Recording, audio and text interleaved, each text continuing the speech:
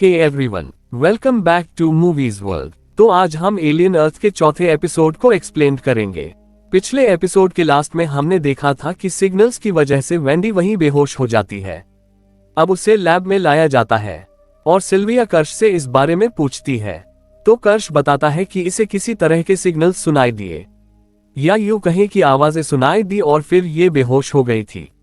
Kevlar वहां आता है और हॉमिट भी आता है। कैवलर इस बारे में सब जानना चाहता है।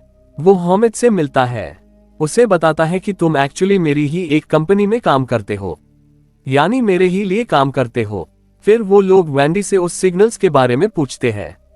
वो कहती है कि वो आवाजों को फॉलो कर रही थी और लैब तक पहुंच गई जहां कर्श एक्सपेरिमेंट कर रहा था उन पर।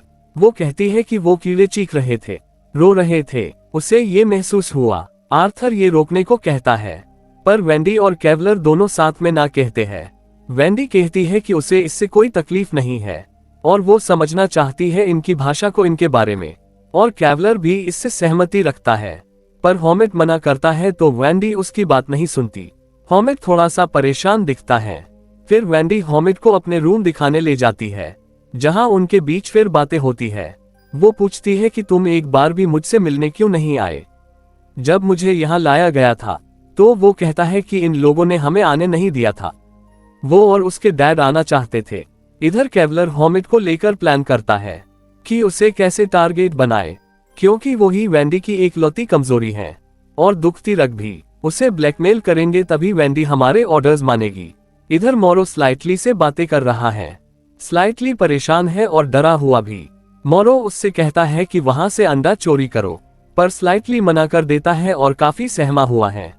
मोरो उसे उसका असली नाम पूछता है और स्लाइटली बेवकूफी से उसे बता देता है कि मेरा नाम आरुष है।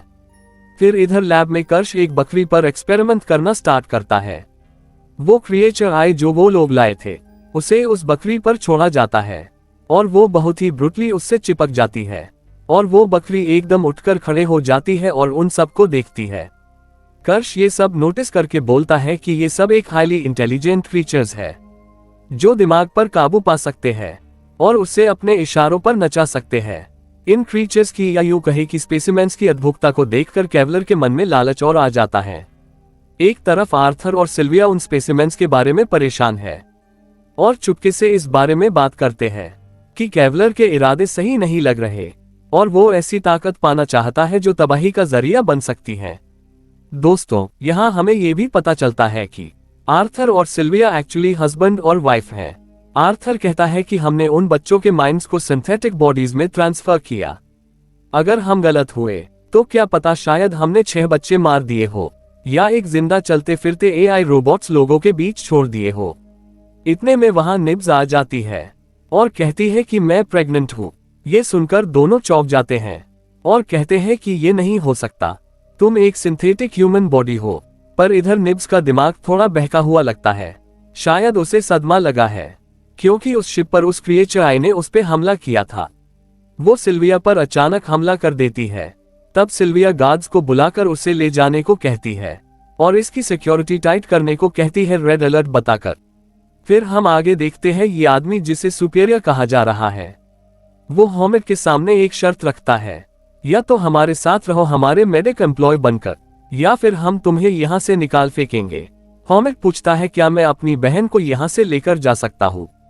तो वो कहता है कि वो अब तुम्हारी बहन नहीं बल्कि अब नेवलैंड की प्रॉपर्टी और हमारा करोड़ों का प्रोजेक्ट है जिसपे सालों से मेहनत की गई, एक जिंदा ब्रेन को एक रोबोटिक सिंथ बॉडी में ट्रांसफर करने। हॉमिट पूछता है क्या उस बॉडी में जो दिमाग है वो अब भी मेरी बहन का है? तो सुपेरियर कहता है कि ये बात कोई मायने नहीं रखती है। ये सुनकर हॉमिट को थोड़ा शक जरूर होता है, पर वो मान जाता है वहां उनके पास रुकने को। और इधर कैवलर वेंडी से मुलाकात करता है। वो सारे इंसिडेंट्स के बारे में पूछता है, वो आवाजें, वो सिग्नल्स और उनका मतलब। तब वेंडी कहती है कि फिलहाल उसे कुछ नहीं पता, पर कर्श को उन्हें तकलीफ नहीं देनी चाहिए। ये सुनकर कैवलर थोड़ा वेंडी की तरफ देखता जरूर है, पर फिर उसे कहता भी है कि इससे पहले वो स्पेसिमेंस हम पर काबू पाए, उनसे पहले हमें उन पर काबू पाना होगा और इसलिए तुम हमारी मदद करोगी। वेंडी कहती है अगर मैं ना करना चाहूँ तो कैवलर कहता है कि फिर तुम्हें तुम्हारा भाई कभी देखने को नहीं मिलेगा और उसे तुमसे दूर कर दिया जाएगा, क्योंकि तुम जानती हो यहाँ किसी को अपने फैमिली मेंबर से मिलने की इजाजत नहीं है, और दूसरे के भी कोई भाई वगैरह यहाँ नहीं है, तो तुम्हें भला क्यों रखने दे तुम्हारा भाई।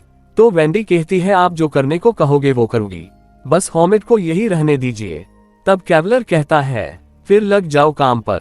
इधर हम देखते हैं कि मोरो कंटिन्यू स्लाइटली को टारगेट कर रहा है, उस पर प्रेशर कर रहा है, और हम देखते हैं कि मोरो स्लाइटली यूं कहे कि आरुष की मां के पास पहुंच गया है और उसे अब ब्लैकमेल कर रहा है बहुत ज्यादा। स्लाइटली ने अनजाने में आकर उसे अपना असली नाम बता दिया था, और इसी को ट्रैक करके मोरो उसकी मदर के पास पहुंच गया और अब उसे ब्लैकमेल कर रहा है। फिर हम देखते हैं कि ये सब चीजें कर्श ऑलरेडी नोटिस कर रहा है, सारी बातें सुन रहा है, और उसे इस बारे में सब पता था। इधर हम देखते हैं वेंडी लैब में उन स्पेसिमेन से बातें करने की कोशिश कर रही है उनकी लैंग्वेज के जरिए, और अचानक फिर हॉमिट की उस लंग में से एक बेबी जेनोमॉर्फ बाहर निकल आता है और वेंडी उसे बड़ी आसानी से कवर कर लेती है, जो हम देखते हैं कि उसकी बातें बखूबी समझ पा रहा है। और इसी क्लिफ हैंगर के साथ ये चौथा एपिसोड भी खत्म होता है। ये एपिसोड मिड रहा, पर हमें यहाँ काफी डिटेल्स जानने को मिली हैं कि वेंडी जेनोमॉर्फ की लैंग्वेज ट्रैक कर चुकी है, सीख चुकी है, जो बाकी सिंथ बच्चे नहीं कर पाए, और कैवलर के इरादे धीरे धीरे हमें समझ आ रहे हैं कि वो क्या चाहता है। अब देखते हैं आगे क्या होता है और ये कहानी कहाँ जाती है। और वो स्पेसशिप जिसमें मोरो और उसकी टीम मिशन पर थी, आखिर वहां ऐसा कौन सा एक्सीडेंट हुआ जिससे जीनो आजाद हुआ और सारे के सारे मेंबर्स मर गए, वो हम इसके आगे के एपिसोड में एक्सप्लेन करेंगे। तो हमसे जुड़े रहे, वीडियो को लाइक करें, शेयर करें और चैनल को सब्सक्राइब जरूर करें।